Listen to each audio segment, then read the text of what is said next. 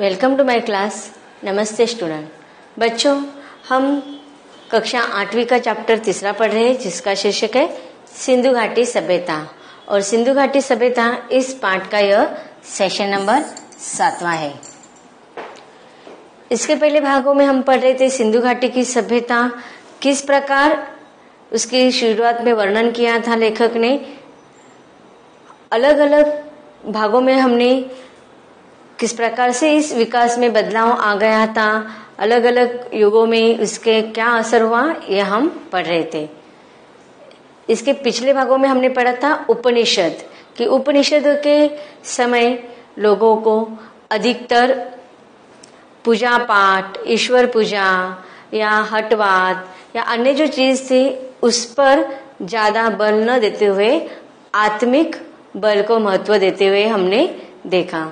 और लेखक बताना चाहते हैं कि चाहे कितने भी बदलाव आ जाए, लेकिन उसका थोड़ा बहुत असर उस संस्कृति पर होता ही है। उसी प्रकार उपनिषदों के द्वारा जो गुरु के द्वारा ज्ञान शिष्य को दिया गया था, उसका ज्ञान ग्रहण करते समय उस समय के जो लोग थे वह क्या करते थे कि जांच पड़ताल करने की बौद्धिकता और क्षमता रखते थे कि सत्य को ढूंढना, सत्य को असत्य पर सत्य की विजय, इस प्रकार की भावनाएं उस समय समाज में पनप रही थी। आगे लेखक क्या कहना चाहते हैं ये पढ़ते हैं अगले पाठ के परिच्छेदों के द्वारा।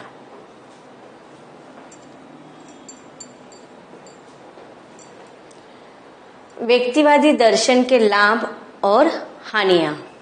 अब पाठ के इस अंश का जो नाम दिया गया है, शीर्षक है व्यक्तिवादी दर्शन के लाभ और हानियां। अब व्यक्तिवादी का अर्थ क्या होता है? व्यक्ति मतलब हर व्यक्ति का अपना एक स्वत्व होता है कि अपने बारे में सोचना। लेकिन भले ही हम व्यक्तिवादी के दृष्टिकोण से अगर हम अपने बारे में सोचते हैं, लेकिन जिस समाज में हम रहते हैं उस समाज के प्रति हमारे कुछ कर्तव्य होते हैं, उस समाज के प्रति हमारे कुछ करने की मन में जज्बा होते हैं। तो इसी प्रकार उस युग में विकास करने के हेतु स्वरूप रखा गया जो जातिवादिता था, उसकी रूढ़ी आगे और भी मजबूत होकर पनपने लगी, जिससे समाज विकास के दौर पर आगे बढ़ने के बजाय क्या हो गया, समाज उसके अंदर ही छोटे छोटे झगड़े या उसमें ही अपने विचारों को वहां पर व्यस्त करने लगा। तो व्यक्तिवादी के दर्शन के लाभ होने के बजाय उसकी हानियां किस प्रकार हुई है, इसका वर्णन इन परिच्छेदों में लेखक ने किया है। उपनिषदों में बराबर इस बात पर जोर दिया गया है कि कारगर रूप से प्रगति करने के लिए जरूरी है कि शरीर स्वस्थ हो, मन स्वच्छ हो और तन मन दोनों अनुशासन में रहे।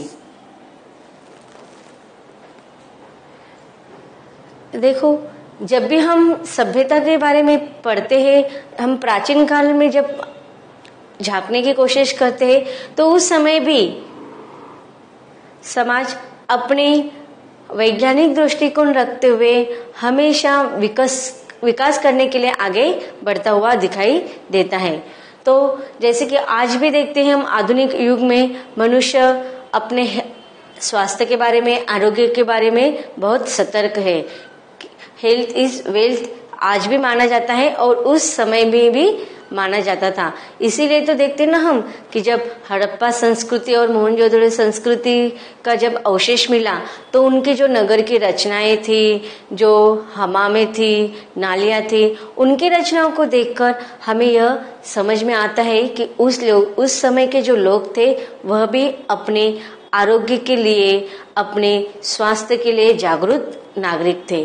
तो उसी प्रकार उपनिषदों में भी उस समाज में किस चीजों को महत्व दिया गया है कि मनुष्य को अगर अपने शरीर को वह स्वस्थ रखता है तो उसका मन स्वच्छ होता है, और जब तन और मन, इस प्रकार शरीर और मन दोनों अगर स्वस्थ रहे तो उसका आत्मिक स्वास्थ्य भी अच्छा रहता है।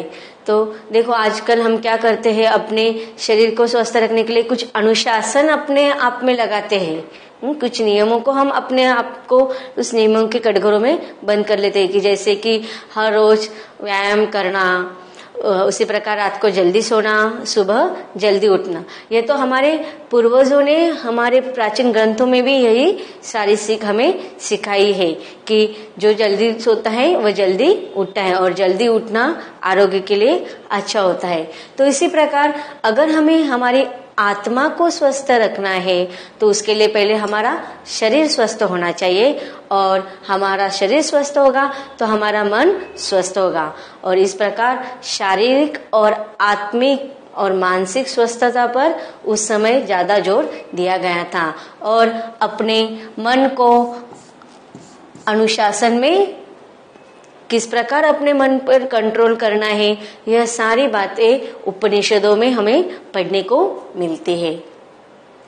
ज्ञानार्जन या और किसी भी तरह की उपलब्धि के लिए संयम, आत्मपीड़न और आत्मत्याग जरूरी है।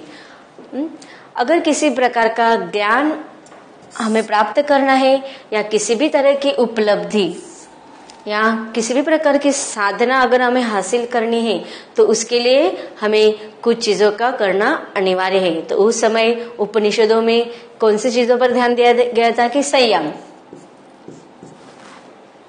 कि देखो अगर हमारा मन शांत रखना है, हमें शारीरिक स्वस्थता रखनी है, तो उसके लिए हमारे मन में जो बुरे विचार आते हैं, क्रोध, मद, मत्सर, इन पर हमें कंट्रोल करना चाहिए, उन पे हमें संयम रखना चाहिए। आत्मपीड़न और आत्मत्याग, कि जैसे कि हम अनुशासन करते हैं, अगर कुछ चीज हमें चाहिए और वह हमारे शरीर के लिए, हमारे स्वास्थ्य के लिए अहितकारक है तो हमें उसका त्याग करना आना चाहिए। अभी देखिए आप लोग पढ़ाई करते हैं, आपका क्या होता है, आपका ध्येय क्या होता है कि पढ़ाई करने के लिए हम दिन रात मेहनत करें। लेकिन कुछ बच्चे ऐसे होते हैं कि साल भर थोड़ा थोड़ा पढ़ता रहते हैं, इसलिए जब अंत में एग्जाम आते हैं तो उनको ज्यादा आत्मपीड़न करने की जरूरत नहीं होती है। लेकिन कुछ बच्चे ऐसे होते हैं कि जो साल भर कुछ भी नहीं पढ़ते, लेकिन एग्जाम के 2 दिन पहले रात भर दिन भर जाकर पढ़ाई करते हैं। तो इसी प्रकार अगर हमें ज्ञानार्जन करना है और किसी साधना को अगर हमें हासिल करना है तो इसके लिए अनुशासन हमें करना ही चाहिए। और इस प्रकार उपनिषदों का यही हमें सीख मिलती है कि संयम, आत्मपीड़न और आत्मत्याग किसी भी ज्ञान को अर्जन करने के लिए या उपलब्धि या साधन को प्राप्त करने के लिए जरूरी है। इस प्रकार की तपस्या का विचार भारतीय चिंतन में सहज रूप से निहित है। तो देखो हम देखते थे कि जो भी ऋषि मुनि रहते थे या जो अन्य साधु संत रहते थे वो क्या करते थे कि तपस्या करते थे, घोर साधना करते थे और यही वो चिंतन करते रहते थे, रात दिन ईश्वर का स्मरण करना, चिंतन करना। इसका अर्थ ऐसे नहीं कि काम धाम छोड़ के वो चिंतन करते थे, वह अपने आत्मा को क्या करते थे, अपने मन पर कंट्रोल, चिंतन करके संयम रखने का प्रयत्न करते थे। तो इस प्रकार उस समय भारत में विचार का चिंतन करने की वह प्रवृत्ति दिखाई देती है। गांधी जी के नेतृत्व में जिन जन आंदोलनों ने भारत को हिला दिया, उनके पीछे जो मनोवृत्ति काम करती रही, उसकी सही समझ के लिए इस विचार को समझना जरूरी है। अब देखो गांधी जी उस समय भी देखो उनके युग में 2 प्रकार के क्रांतिकारक थे, एक तो हिंसावादी और दूसरे अहिंसावादी। तो गांधी जी का भी नेतृत्व कार्य था, वह अहिंसा के मार्ग से चल रहे थे कि भले ही वह पता था कि वह असत्य को सत्य के मार्ग पर से ले जाना चाहते थे, इसके लिए वह हिंसा बिल्कुल भी नहीं चाहते थे। वह संयम, शांतता से इन सारी चीजों को हासिल करना चाहते थे। और गांधी जी के नेतृत्व में जो आंदोलन करने के लिए जो उनके जन आंदोलन रहते थे, जनता रहती थी, जो लोग रहते थे, वह भी क्या करते थे, उनके इसी मनोवृत्ति का हमें वहां पर भारत को स्वतंत्र करने की मनोवृत्ति दिखाई देती थी।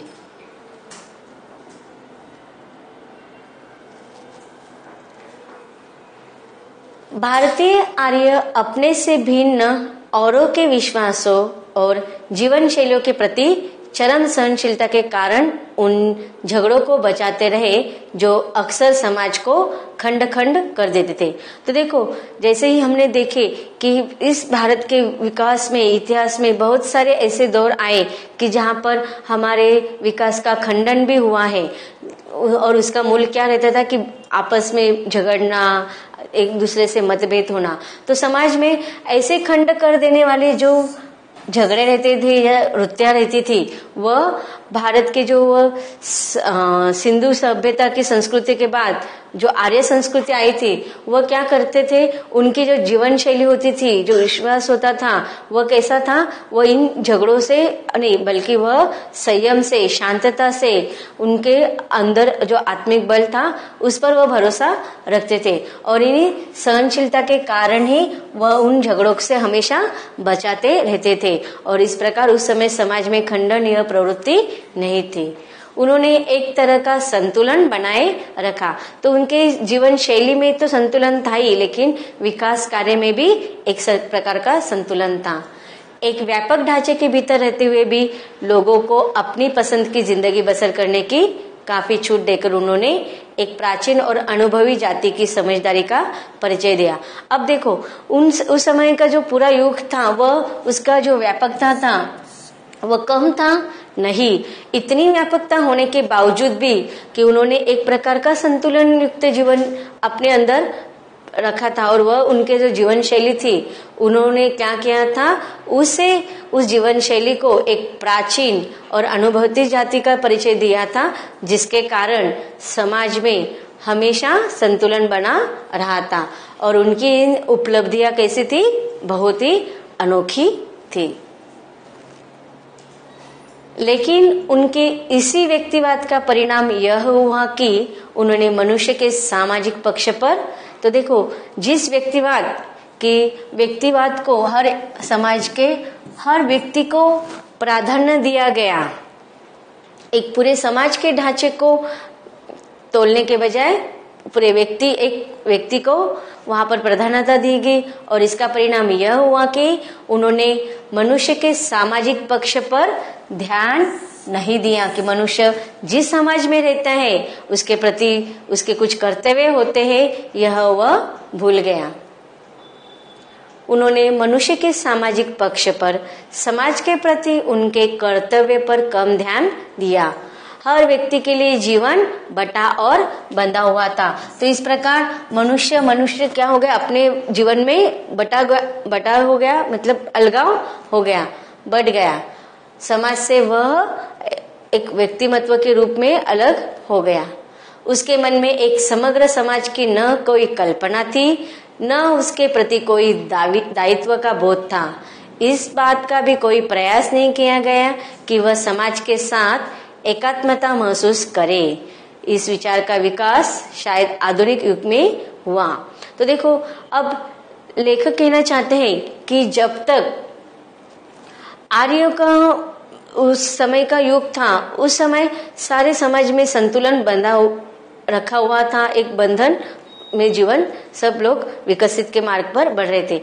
लेकिन जैसे ही विचार में परिवर्तन हो गया, समाज परिवर्तन हो गया, तो बदलाव आ गया, और जिस सामाजिकता को छोड़कर लोग व्यक्तिवाद की तरफ बढ़ने लगे। और इसी कारण यह जो विचारधारा बदल गई, यह थी आधुनिकीकरण की या आधुनिक युग की देन। और इसीलिए मनुष्य अपने आप में या समाज से बढ़ गया, और वह अलगाव के कारण समाज के प्रति उसके कर्तव्य या उसके कुछ समाज के लिए जो कल्पना थी, वह वहां पर कम, या उसके जो दायित्व रहते थे वह वहां पर नहीं दिखाई देने लगे। इस विचार का विकास शायद आधुनिक युग में हुआ, किसी प्राचीन समाज में यह नहीं मिलता। तो ये जो व्यक्तिवाद का जो युग आने लगा, वह प्राचीन समाज में नहीं बल्कि आधुनिक युग में ही उसके विकास होने लगा। इसलिए प्राचीन भारत में इसकी उम्मीद करना गैर मुनासिब होगा। मतलब यह प्राचीन युग में यह सारी बातें संभव ही नहीं हो सकती। व्यक्तिवाद, अलगाववाद और ऊंच नीच पर आधारित जातिवाद पर भारत में कहीं अधिक बल दिया जाता रहा। तो एक समय ऐसा आया कि भारत में जातिवाद में व्यक्तिवाद, अलगाववाद मतलब एक दूसरे से अलग और ऊंच नीच के इस आधारित पर जातिवाद की परंपरा पनपने लगी। बाद में हमारी जनता का दिमाग इस प्रवृत्ति का बंदी बन गया। तो यह सारा मतलब सारे जनता समाज पर ही इसका असर होने लगा और जिस उद्देश्य से जातिवाद या व्यक्तिवाद का वहां पर विकास होने वाला था या जिस उद्देश्य से वह वहां पर जातिवाद समाज की एक आधारभूत बनाई गई थी, वह वहां पर बंद हो गई। क्योंकि जातिवाद करने से क्या होता था कि समाज को एक विकास की ओर बढ़ाने के लिए इस उद्देश्य से बनाया गया था, लेकिन उस प्रवृत्ति ने एक कुछ अलग ही रूप धारण कर लिया था। हमारे पूरे इतिहास में यह एक बहुत बड़ी कमजोरी रही और इस प्रकार यहाँ पर अब तक हमने देखे थे कि किस प्रकार भारत की यह संस्कृति सभ्यता एक अलग अलग रूप लेकर विकास की ओर बढ़ती रहती थी। धर्मनिरपेक्षता या आधुनिकीकरण करते हुए, समन्वय करते हुए, अलग अलग मेल मिलाप करते हुए इस संस्कृति को बढ़ावा देते हुए, फिर विविधता में एकता, यह सारी हमने बहुत सारी विशेषताएं देखी। लेकिन हमारी भारतीय समाज सभ्यता के इतिहास में एक कमजोरी यह थी जातीयवाद। यह कहा जा सकता है कि जाति व्यवस्था में शक्ति के बढ़ने के साथ साथ हमारी बौद्धिक जड़ता भी बढ़ती गई और जाति की रचनात्मक शक्ति धुंधलाती चली गई। लेकिन यह जातिवादिता का जो असर समाज पर हो रहा था वह कुछ समय ही भारत पर रहा, लेकिन धीरे धीरे वह कमजोर पड़ने लगा। अब देखते हैं इन परिषदों में आए हुए कुछ कठिन शब्दों का अर्थ। शब्दार्थ: ज्ञानार्जन, ज्ञान प्राप्त करना, आत्मपीड़न, भीतरी पीड़ा होना, जनांदोलन, आम जनता का आंदोलन, मनोवृत्ति, मन का भाव, सहनशीलता, सहने की शक्ति, गैर मुनासिब संभव न होना, अलगाववाद, सबसे अलग रहना। कुछ प्रश्नोत्तर देखते हैं। प्रश्न पहला है, गांधी जी देश की स्वतंत्रता प्राप्ति हेतु क्या चाहते थे? उत्तर के ऑप्शन है, लोग एकजुट हो, समाज जाति बंधनों को तोड़ दे, लोग आत्मत्याग की भावना सीखे, या घ दे गई सभी। तो गांधी जी स्वतंत्र प्राप्ति के लिए ये सारी चीजें चाहते थे कि समाज के लोग एक साथ रहे, एकजुट रहे, फिर जाति बंधन को तोड़ दे और लोग आत्मत्याग की भावना सीखे। तो इसका उत्तर होगा घ दिए गए सभी। आगे का प्रश्न है, व्यक्तिवाद ने समाज का स्वरूप कैसे कैसे बदला? उत्तर के ऑप्शन है, क आपसी मेल जोल बढ़ गया, ख समाज उन्नति की ओर बढ़ने लगा, ग जातिवाद समाप्त होने लगा, या घ लोग आत्मकेंद्रित हो गए। तो इसका उत्तर होगा घ लोग आत्मकेंद्रित हो गए। आगे का प्रश्न है तीसरा, भारतीय आर्य किस पद्धति में विश्वास रखते थे? उत्तर का ऑप्शन है, क अलगाववाद, ख भाई जातिवाद, ग जातिवाद, या घ व्यक्तिवाद। तो इसमें उत्तर होगा व्यक्तिवाद। आगे का प्रश्न है, भारतीय आर्यों के व्यक्तिवाद का क्या परिणाम निकला? उत्तर है भारतीय आर्यों के व्यक्तिवाद का यह परिणाम निकला कि लोग आत्मकेंद्रित हो गए, उन्हें सामाजिक पक्ष की कोई चिंता न रही, वे समाज के प्रति अपना कोई कर्तव्य न समझते थे। इसी कारण व्यक्तिवाद, अलगाववाद और उच्च नीच पर आधारित जातिवाद बढ़ता ही चला गया। तो इस प्रकार व्यक्तिवाद और जातिवाद का हमारे समाज पर क्या परिणाम हुआ, क्या असर हुआ, इसका वर्णन हमने इन पैराग्राफों में पढ़ा। आगे पंडित जवाहरलाल नेहरू सिंधु सभ्यता की और हमें और लेकर जाने वाले हैं, तो उसको हम पढ़ेंगे इसके अगले भागों में। मिलते हैं इसके बाद के भागों में।